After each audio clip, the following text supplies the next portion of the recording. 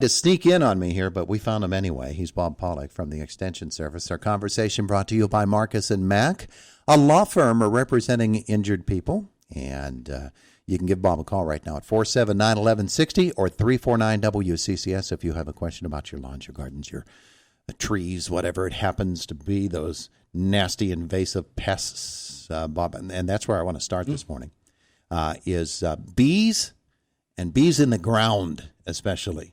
Because those darn things are nasty, the ones that build their nests in the ground. And the best way to get rid of them, you don't know how big that hole is they have down in there. And so getting rid of them, it becomes a real problem. It's a big problem. And some people say, well, all you got to do is pour some gas down there. First of all, gas costs about $100 a gallon, so that's not cheap. Number two, it's probably not the best method, is it? Probably not. Yeah. For several reasons. And don't light it. Don't be a fool and light that. But what is the best way? I think that's what happens, though. You think people do that? They light it? Most certainly. Yeah. Just not a good idea to be torching gas, but no, it's been done. So what do we do about bees in the ground?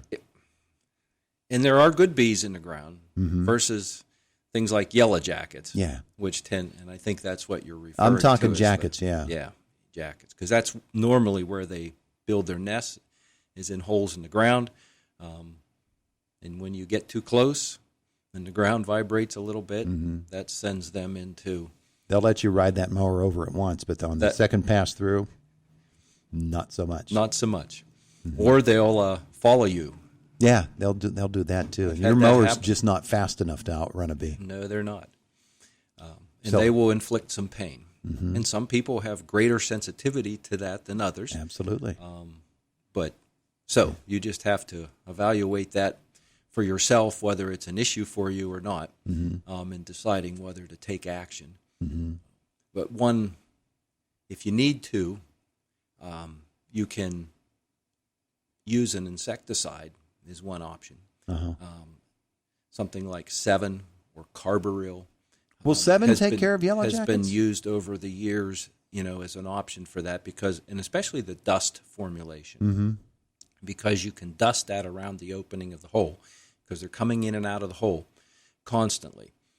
So by having that dust there, then they get a dose on the way in, they get a dose on the way out, and you can take care of that nest in that manner. Yeah. Of course, we are so concerned about honeybees and about pollinators that you worry about using some of those things because they could harm them, and we certainly don't want to do that. They're at a premium now. Right. So and this is a very targeted method of control because you're only treating that nest. Honeybees aren't going to be hanging around with yellow jackets. They tend to hang around by themselves. Yeah, they're loners. And they also cycle annually. So that nest that's there now, that will all die off when fall comes, and it won't be there. Versus honeybees, which can build a nest in a tree, a rotted out tree, anything like that, as well as the ones that are kept. In boxes, sure, and structures, and the honey's taken off. But they will also nest in trees and things like that where that nest can be active for a long time. Right. Or in a house. Yeah. That's not uncommon either. They get into houses and between the studs. So anything that's uninsulated is especially a good candidate for that, where they can make entry and then they can build their honeycombs inside between the stud walls, and that can go on for years, left unattended. So they get huge. Yeah. They get huge. If you're lucky enough to have a honeybee nest on the inside of your house, in an attic, for instance, of an older house, and they build it up against the glass, you get some really cool views. At the same time, don't get too close. Yeah. Okay, so that was my big question of the day, was when we have those bees in the ground, they get particularly nasty, and we need to avoid them. So. And there's other solitary bees. It can be large bees that will also nest in the ground. Yeah. And sometimes Hornets will. Yeah, and sometimes yellow jackets might take over. In another year, they might. Well, that hole's there, so that then becomes their new spot to build their nest. And as we move into August and September, they tend to get much more aggressive. Yeah, they do. Yeah. All right, we have a caller this morning. Good morning. I'm calling because I am interested in your beeswax. Okay. So you're not going to mind your own beeswax. You're going to mind ours too, are you? I've noticed that I think they have some bumblebees, for lack of a more accurate description, trying to or getting in between my studs at the ground level. I see them zipping around there, and whenever I get close, all of a sudden, instead of one or two, there are 4 or 5 zipping around. And I value their pollinating value, but so I'm wondering, what is the best way to handle this? Is there a way to do that without killing them? So can you get them to move, Bob? Can you invite them to go elsewhere? Well, preventatively, and depending on whether they're a bumblebee or whether they're a carpenter bee. That's the the carpenter difference. bees are going to bore into, and they will commonly bore into studs and any kind of unprotected wood framing. So covering that wood surface with a material that will prevent them from being able to bore into the wood. They say that sometimes painting the wood will help do that, but I've seen them drill right through paint and into wood. And maybe back when there was more lead in paint, that they didn't like that? That maybe was more of a successful way to prevent them from getting in. But as things have changed, just having a painted surface or a stained surface may not be enough anymore to prevent them from boring in and making their nests in wood. And that can be very destructive over time because they will continue to come back to that wood and bore in there and cause that damage, which then weakens the structure. So those need treated on an as-needed basis.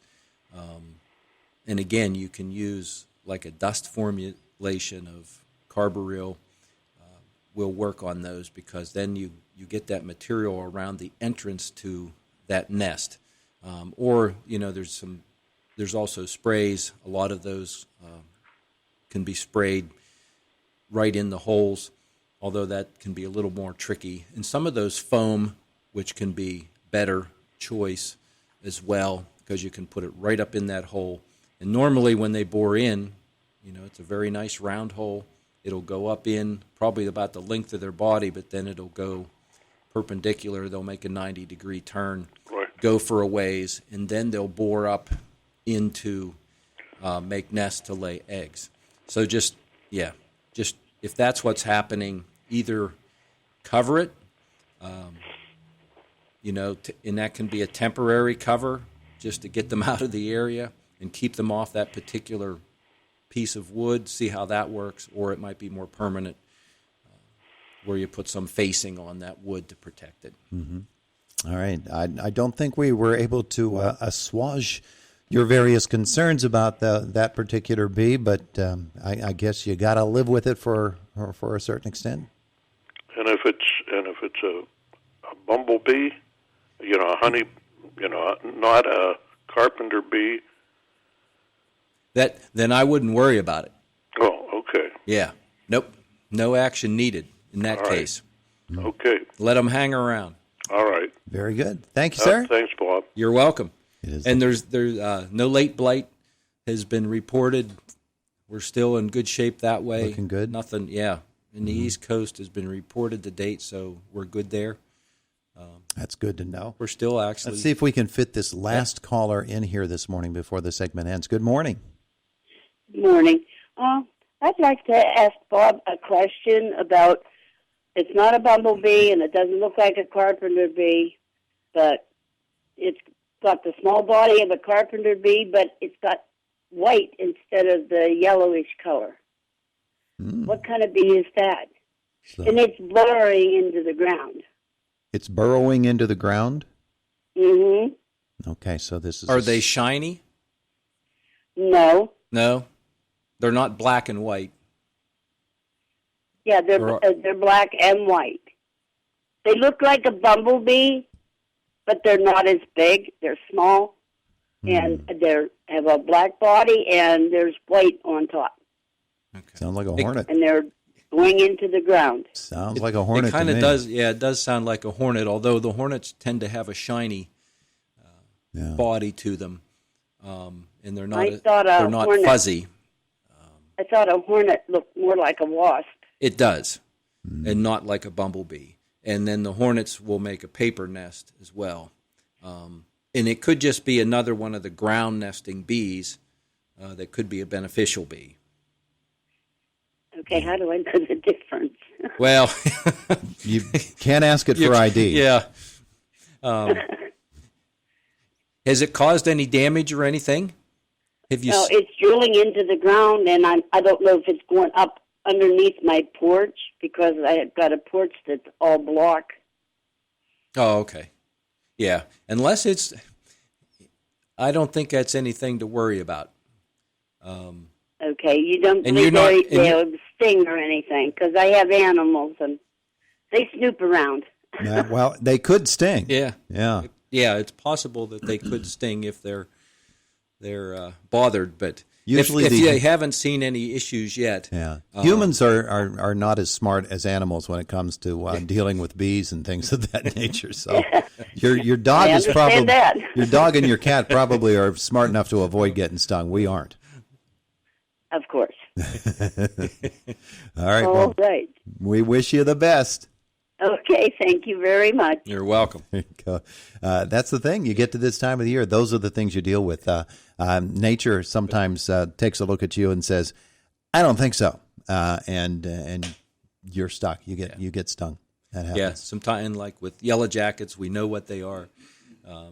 Sometimes it's difficult to find where they nest, though, in the ground because they can be back in under a shrub bed, and have their hole in there. That the only way you see activity is you see bees flying around that shrub, near that shrub. You see more activity there, and then you'd have to kind of hang out there to see where, or lay on the ground and look underneath to see where they go. Do that.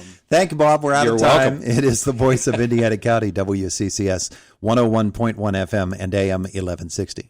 AM 1160. AM